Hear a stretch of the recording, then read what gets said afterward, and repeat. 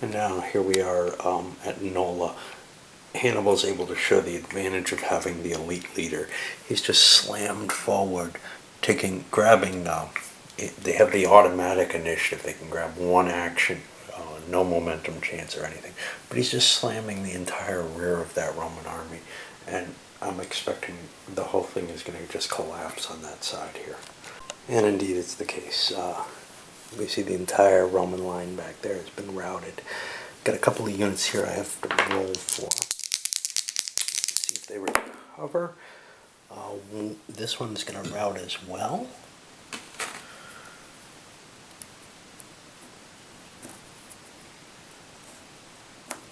But the other guy gets lucky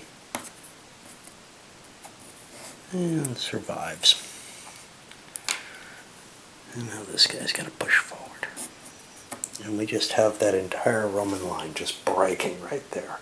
Now, it's not like the Romans can't come in and hit the phalanx and maybe do some damage, but right now it looks really bad for them. There's probably enough points there to break them. 1, 2, 3, 4, 5, 6, 7, 8, 9, 10. That's probably about 60 points. It's not quite enough, but their army is in really horrible shape. You know what I forgot to do? I forgot to roll for Nero, and he's coming in. I got to figure out where and what effect that's going to be.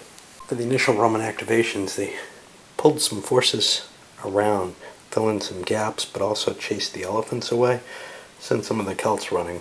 And over here, drove a couple of their heavies, Principes in, and sent some of those lights running. But they're still losing so much of their army here, and there's not much they can do about it. Maybe Marcellus can stop them and throw them together to run a line there. If he can't, I don't see how the Romans can survive this. Well, that ended up an unpleasant surprise in Hannibal's phalanxes here. This is the Roman cav under Nero.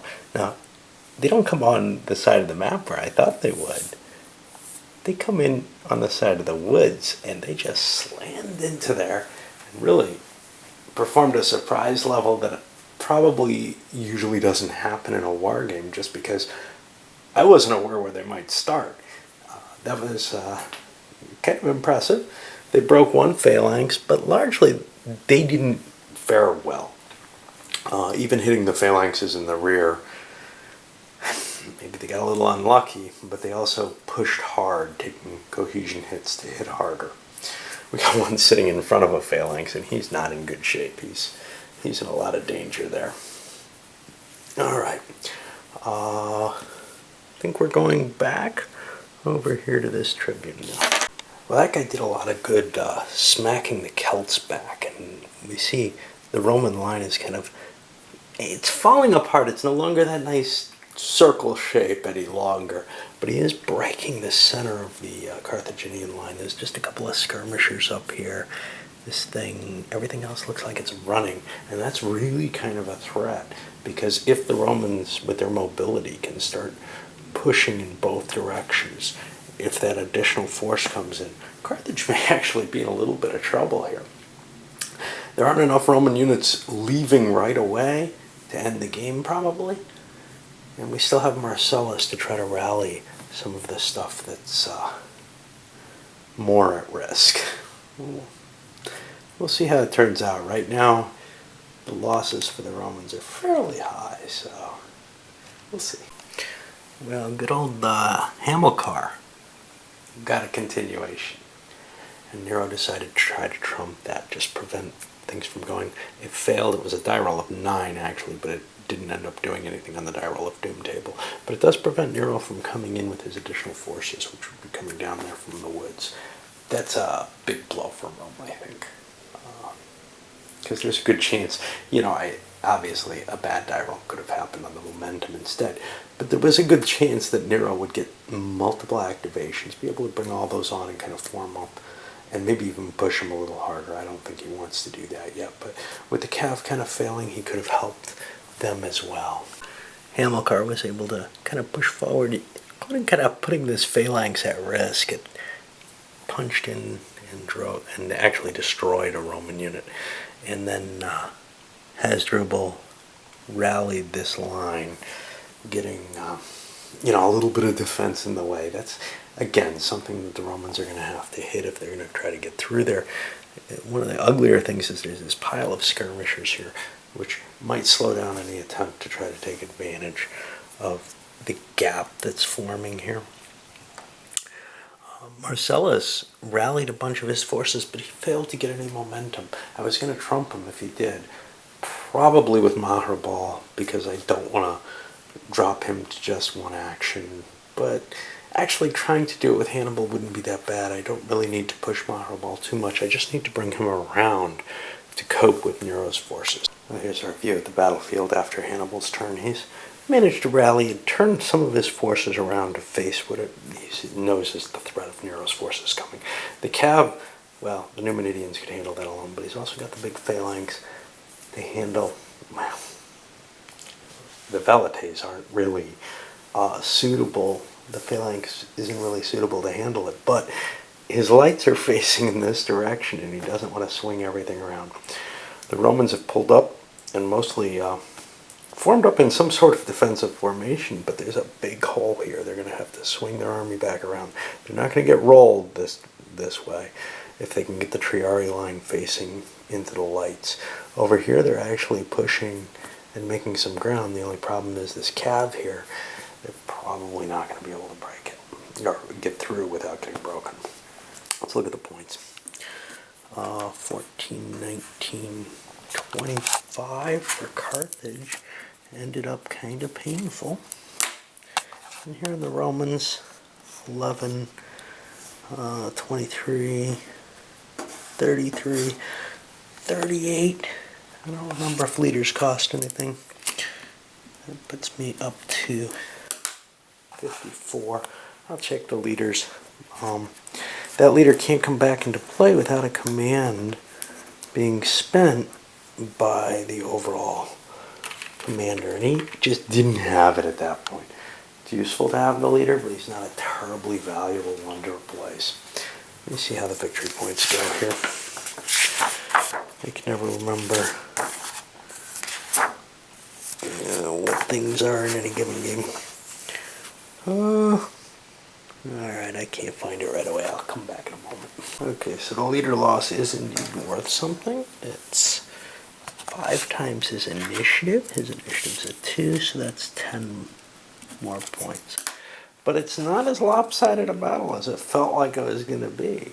Marcellus came around and he rallied most of those points that were leaving. He lost a couple. These guys may be out of his ability to fix, but they're not that far. The Carthaginians may actually want to chase him down rather than try to punch through this. Of course, they have this problem of this phalanx here, weakness. With a 25-point lead, hard to tell. It really is. It depends on how weak this Roman position is, whether Carthage can take advantage of that, whether the Triarii can turn around in time, a lot of different things. So, with the fort to back them up, the Romans have flipped their Triarii line and pushed it forward as their kind of first action here at Nola on this turn. Maybe not the optimal situation, but it looks difficult to come around this way. This way is now blocked the way they've formed up against the fort. The Roman left flank now is beginning to wheel, smacked aside a couple of units, including the big phalanx unit. It's trying to form up into a good shape.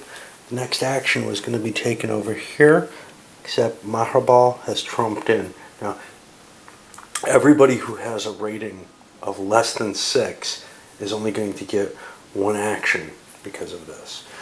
That kind of hurts the Carthaginians as well as perhaps some of the Romans. Maybe if he'd done this earlier, this wouldn't have swung around in quite as spectacular a fashion as it had, because the leader primarily started by rallying some of the line, but then he noticed an exposed flank or two and smacked into him.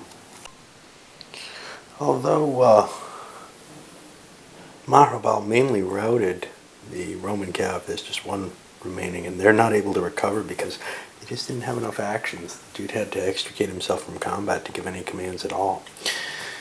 Not that he could actually attack either. The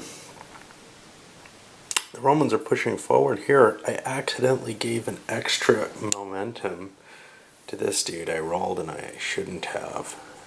Very easy to forget that. There aren't a lot of these counters, not enough to put on everybody who'd be affected, so I put it over there, but then I forget. And, you know, I didn't even walk away. I was worried about that, so I did it. But I'll let it stand. He's pushed the remainder of the Carthaginian right flank out of the way, really. And what we're seeing is this Roman resurgence. Once those phalanxes and the cav are no longer harassing them, they can turn and face these inferior infantry. It's kind of a nice demonstration of how Nero's force is such a threat. He should not be in here, but I don't know where to put him. Okay. And I guess there's got to be another Roman somewhere. No, that's the end of the Romans. So now we go to someone like Hannibal. He's got his work cut out for him. He's got to try to put his army back together. It just collapsed in front of him. Hasdrubal's also been bypassed with that trump, so he only got one action. Did some rallying, which was partially successful, but he also charged forward with 3 Celts, smacked into these 3 Romans. Well, 2 of them didn't quite make it. They turned around and ran before they got there, leaving this poor guy facing 2 Romans. He held his own against them, but again, there's like this break in his line. Carthage looks like it's just falling apart left and right here. Trying to stem the tide of the Romans, moving forward on the flanks. Well, the center is going to be able to surge forward too, and I'm beginning to think this is a huge turnaround to this battle. It looked like Carthage just had it down pat, that they'd be able to neutralize Nero's forces. Well, moving to neutralize it has left them so weak in the front that they really can't face those big Roman units. Well, Nero's arrival on the scene, mainly Velites, but some heavier units here, drives away one of the phalanxes, scatters the cav in its way, pushing it before it, and he managed to rally some of the cav that his prefect has got on the board ahead of him. So it's as though he just completely, rallied his forces by coming on with these Velites. Hannibal decides trump and fails. He's caught completely unprepared. It's the only way to really justify this. He is watching his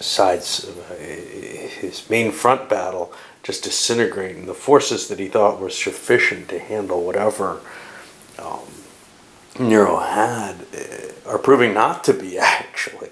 And it looks like a really grim day for Carthage at this point. Now, we've still got Marcellus back here looking to maybe rally some of his forces and get things moving further in this direction. If he can drive this back, he's got these big phalanxes trapped between 2 forces, and that's not good for them. And for the final action, Marcellus was able to not only drive some forces back, but largely dress his line. There's still this sort of hanging here, and there's this damn elephant that he hasn't been able to take care of. If that elephant wasn't there, he could just sweep through this, but that thing's just kind of blocking his way. He's got to do something about it. Also, his forces here are poised to smash forward as well. These may not all be line commands, because the Roman army is getting Triarii mixed in with their regulars, and that causes some more command difficulties. Ooh, let's bring my leader in. Speaking of which, give him a chance to move some stuff. I had an extra command there. But yeah, it does not look good for Carthage at this point. And it just, it all swung with Nero's arrival. But when he first arrived, it didn't look that impressive. When he actually came on the field, though, with the Velites, by that point, it's beginning to look a lot uglier, because the effects of stripping troops off, of Triarii coming into the line, and bolstering the Roman front. All that's having a big effect, and it looks like generally a lot of chaos is ensuing.